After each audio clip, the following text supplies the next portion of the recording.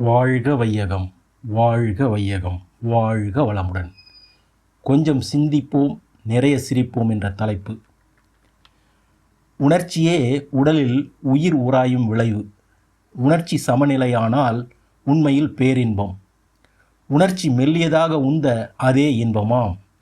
உணர்ச்சி வல்லுணர்வாக உய்ந்துவிட அதே துன்பம் என்பார் நமது ஆசான் அருட்தந்தை யோகிராஜ் வேதாத்ரி மகரிஷி அவர்கள். பிறர் கூறும் கடுஞ்சொற்களையும் அவை சொல்லப்படாதது போல பாவித்து ஒதுக்கிவிட வேண்டும். அப்போதுதான் அமைதி கிடைக்கும் என்பார். கோபம், வஞ்சம், பொறாமை, வெறுப்புணர்ச்சி, பேராசை, ஒழுக்கம் மீறிய காம நோக்கம், தற்பெருமை, அவமதிப்பு, அவசியமற்ற பயம், அதிகார போதை என்ற 10 வகையும் நமது உள்ளத்தில் நிறைவு பெற ஒட்டாமல் அவ்வப்போது ஆராய்ந்து கலைந்து கொண்டே இருக்க வேண்டும். தற்சோதனை பழக வேண்டும் என்பார் அருட்தந்தை வேதாத்ரி மகரிஷி அவர்கள். கவலையை ஒழியுங்கள். தேதி கேலண்டர தினமும் கிழிப்பது போல உங்கள் கவலைகளை தினமும் கிழித்து எறிந்து விடுங்கள். ஒவ்வொரு நாளும் பலமுறை சிரித்து வாழப் பழகுங்கள். சிந்திக்க வைக்கும் சில வரிகள். சிக்கனம் என்பது எவ்வளவு செலவு செய்கிறோம் என்பதல்ல, எவ்வளவு உபயோகமாக செய்கிறோம் என்பதே சிக்கனமாகும். சிந்தித்தால் சிரிப்பு வரும், மனம் நொந்தால் அழுகைதான் வரும். சென்ட்ரல் ரயில்வே ஸ்டேஷனில் பிளாட்ஃபார்ம் ஸ்டாலில் ஒருத்தர் வேகமாக வந்து, இந்தாப்பா சீக்கிரம் 2 வடையை கொடு, நான் அதோ நிற்குது பார், அந்த ரயிலை பிடிக்கணும் என்றார். உணவு பார்சல் கட்டுபவர் வடையை வச்சு எளிய தான் பிடிப்பாங்க, நீங்கள் ரயிலையே பிடிப்பீர்களா சார் என்றாராம் நகைச்சுவையாக. சினத்தை மனதிலிருந்து தூக்கி எறியுங்க.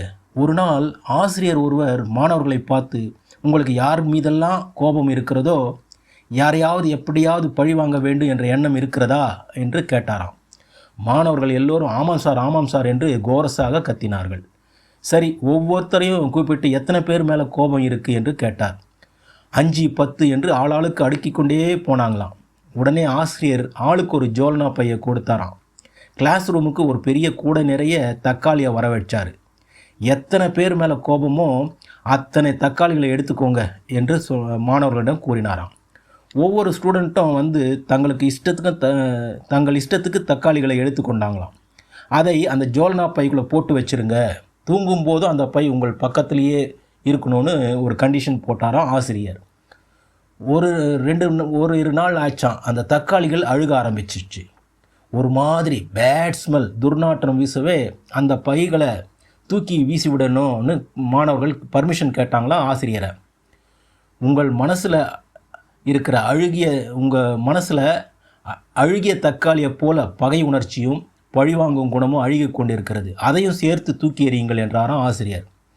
அழுகிய தக்காளி ஜோல்னா பையை வீசி தூக்கி எறிந்த மாணவர்கள் விசிலடித்தபடியே சந்தோஷமாக பாடி தங்கள் வீடுகளுக்கு பறந்து போனாங்களாம்.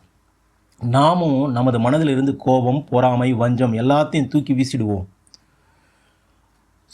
சிரிக்க வைக்கும் சில துணுக்குகளை பார்ப்போம்.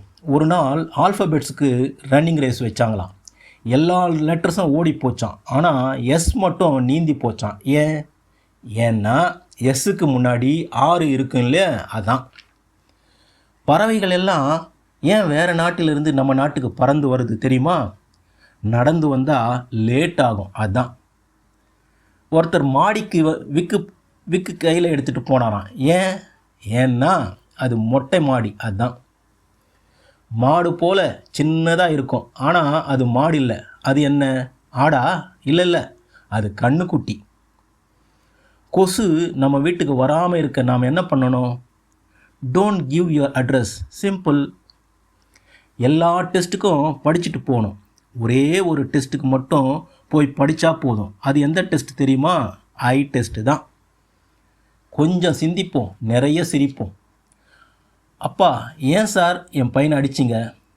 ரயிலுக்கு 2 தண்டவாளம் இருக்கே, அது எதுக்குன்னு கேட்டால், ஒன்று ஊருக்கு போக, இன்னொன்று திரும்பி வரேன்னு சொல்கிறாங்க உங்கள் பையன், அதுதான் ஒன்று போட்டேன். இந்த உலகத்திலேயே 2 பேர் மட்டும் சிரிக்கவே மாட்டாங்க. யார் அவங்க தெரியுமா? ஒருத்தன் செத்து போனவன், இன்னொருத்தன் இன்னும் பிறக்காதவனாம். ஒருத்தர் டியூப்லைட்டை பார்த்து சிரிச்சாராம். ஏன்னா அதில் தான் ஜோக் இருக்கான், அதுதான். ஒரு மாணவன் மேக்ஸ் எக்ஸாமுக்கு ஃபார்முலாவை விரலில் எழுதிட்டு போனானா. ஏன்னா டீச்சர்ஸ் தான் ஃபார்முலாவை எல்லாம் எப்போ உங்கள் ஃபிங்கர் டிப்ஸ்லேயே இருக்கணும்னு சொல்லி கொடுத்தாங்களாம். அதுதான். இன்னொரு மாணவன் எக்ஸாம் ஹாலுக்கு போயிட்டு திரும்பி வந்துட்டானா.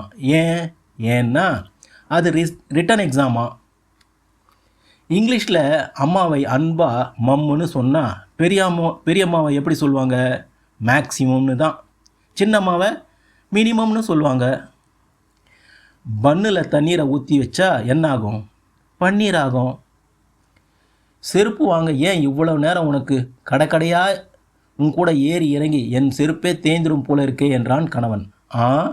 உங்களை தான் அவசரப்பட்டு செலக்ட் பண்ணிட்டேன், காலுக்கு செருப்பையாவது சரியாக பார்த்து செலக்ட் பண்ணிக்கிறேனே. செல்ஃபோனுக்கும் மனுஷனுக்கும் ஒரு ஒத்துமை உண்டு. என்ன தெரியுமா? மனுஷனுக்கு கால் இல்லைன்னா பேலன்ஸ் பண்ண முடியாது, செல்லுக்கு பேலன்ஸ் இல்லைன்னா கால் பண்ண முடியாது. பீச்சில் வீடு கட்டினா என்ன ஆகும்? காசு செலவாகும். ரொம்ப நாள் உயிரோடு இருக்க என்ன செய்யணும்? வேற என்ன? சாகாமல் இருக்கணும், சந்தோஷமாக சிரிக்கிட்டே இருக்கணும். நாம் எல்லோரும் ஏன் தூங்கும்போது படுத்துக்கிட்டு தூங்குறோம் தெரியுமா? ஏன்னா நின்றுக்கிட்டே தூங்கினா கீழே விழுந்துடுவோம்ல, அதுதான். சரி, பாய்ஸ் லெஃப்ட் ஹேண்ட்லேயும் கேர்ள்ஸ் ரைட் ஹேண்ட்லேயும் வாட்ச் கட்டுறாங்க. ஏன் தெரியுமா?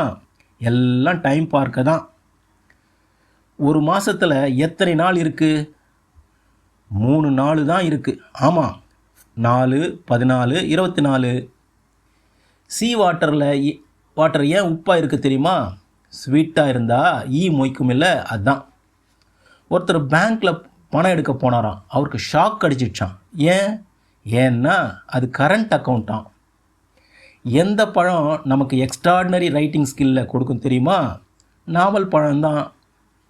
அமெரிக்காவில் பிஏ அதாவது தேனியை எப்படி கூப்பிடுவாங்க சொல்லட்டா? யூஎஸ்பின்னு தான் கூப்பிடுவாங்க. ஊரே பகையானாலும், உலகமே உங்களை வெறுத்தாலும், பழவினை வந்து சூழ்ந்தாலும், விஷம் உண்ண தந்தாலும், நட்பே துரோகமாய் மாறினாலும், நடுமுதிகள் குத்தினாலும், எதை நீங்கள் பெற்றாலும், எதை நீங்கள் இழந்தாலும், இது இறுதியானது அல்ல என்று நம்புங்கள். மாற்றம் ஒன்றே மாறாதது, மறவாதீர்கள். மகிழ்ச்சியாயிருங்கள். மலை போல் வரும் துன்பமும் பனிபோல் உருகி உருண்டோடிவிடும். சிரியுங்கள், சிந்தியுங்கள், மற்றவரையும் சிரிக்க வையுங்கள், சிந்திக்க வையுங்கள். எல்லா ஸ்டேஜ்லேயும் டான்ஸ் ஆடலாம், பட் ஒரு ஸ்டேஜில் டான்ஸே ஆட முடியாது. அது எந்த ஸ்டேஜ் தெரியுமா? கோமா ஸ்டேஜ் தான். சரி, வெயிட்டே இல்லாத ஹவுஸ் எது தெரியுமா? லைட் ஹவுஸ் தான். AEIOU லெட்டர்ஸ் பேட்மேனுக்கு ரொம்ப பிடிக்குமா? ஏன்னா அது வவல்ஸ் அதில் இருக்குல்ல, அதனால தான். அனிமல்ஸ்க்கு ரேஸ் வச்சா எந்த அனிமல் ஃபஸ்ட்டு வரும்? முதலை தான் முதல்ல வரும், குரோக்கடைல். எந்த எழுத்தை எழுத முடியாது சொல்லு? தெரியலையா? தலை எழுத்தை தான். பழத்திலேயே மரியாதை மிக்க பழம் எது தெரியுமா? அன்னாச்சி பழம்தான். ஊட்டியை சுற்றி பார்க்கணுன்னு சொன்னால் மெக்கானிக் ஷெட்டுக்கு கூப்பிட்டு விட்டு வந்துட்டியே. நீ தானே சுற்றி பார்க்கணுன்னு சொன்ன, அதுதான். வீட்டு சாவி தொலைந்து போனால் யார்கிட்ட கேட்கணும்? கீதா கிட்ட தான் போய் கேட்கணும். லாயர்ஸ் எல்லாம் பேட்மிண்டன், டென்னிஸ் சூப்பராக ஆடுவாங்க. ஏன் தெரியுமா? ஏன்னா அவங்க கோர்ட்டில் தானே ப்ராக்டிஸ் பண்ணுறாங்க. சரி, முட்டையே போடாத பறவை எது தெரியுமா? அதுதான் ஆண் பறவை. You have got 86,400 seconds in a day. Have you used one to laugh? Please laugh and be happy. Amazon காட்டிலேயும் காண கிடைக்காத பூச்சி எது தெரியுமா? கண்ணாம்பூச்சி தான். டாக்டர் ஊசி போட வரும்போது ஒருத்தர் தடுத்தாராம். ஏன்னா அது தடுப்பூசி. மைக்கேல் ஜாக்சன் சூப்பராக ஆடுவார், செம்மையாக பாடுவார். ஆனால் உட்கார சொன்னால் உட்கார மாட்டார். ஏன்னா அவருக்கு தமிழே தெரியாது. வாழ்க்கையிலேயே யாரையும் குறைவாக எடை போடாதீர்கள். உலகத்தையே மூழ்கடிக்கும் கடலால் ஒரு துளி எண்ணெயை மூழ்கடிக்க முடியாது. உயர்வு தாழ்வு மனப்பான்மையை சமநோக்காக நேர்நிறை மனமாக சீரமைத்து கொள்ள வேண்டும் என்பார் ஆசான் அருட்தந்தை அவர்கள். ஆற்றின் இருபுறங்களிலும் லூஸாக இருக்கும் மணற்பருப்பை கொண்டு கரையை பலப்படுத்துவாங்க. பாசனத்திற்கு ஆற்று நீர் பயன்பட வேண்டி. இந்த உதவும் கரையைத்தான் யூஸ்லெஸ் உதவாக்கரை, எதற்கும் பயனற்றது என்று சொல்கிறாங்க. ஏர்போர்ட்டில் டாக்டர் பரந்தாமன் PhD என்பவரை அழைத்து வர வெல்கம் போர்டு ஒரு டாக்ஸி டிரைவரிடம் சொன்னால் அவர் டிரைவர் பரந்தாமன் பப்ளிக் ஹையர் டிரைவர்னு போர்டு எழுதி காட்டி கொண்டு நின்னாராம். புத்தகம் அமைதியாக இருக்கும், அதை படித்தவன் தான் ஆட்டம் போடுவான். பாட்டில் அமைதியாக இருக்கும், குடித்தவன் தான் ஆட்டம் போடுவான். பணம் அமைதியாக இருக்கும், பணத்தை வச்சிருப்பவன் தான் ஆட்டம் போடுவான். பிணம் அமைதியாக இருக்கும், தூக்கி செல்பவர்கள் தான் ஆட்டம் போடுவார்கள். மான் அழகாக இருந்தாலும் புலி அதை ரசிக்காது, புசித்தே தீர்க்கும். இந்த உலகத்தில் எல்லாமே இப்படி தான் நடக்கும். அதற்காக நாம் சிரிக்காமல் சிந்திக்காமல் இருக்கக்கூடாது. நிறைய சிரிப்போம், கொஞ்சமாக சிந்திப்போம் என்று கூறி நிறைவு செய்கிறேன். வாழ்க வையகம், வாழ்க வையகம், வாழ்க வளமுடன்.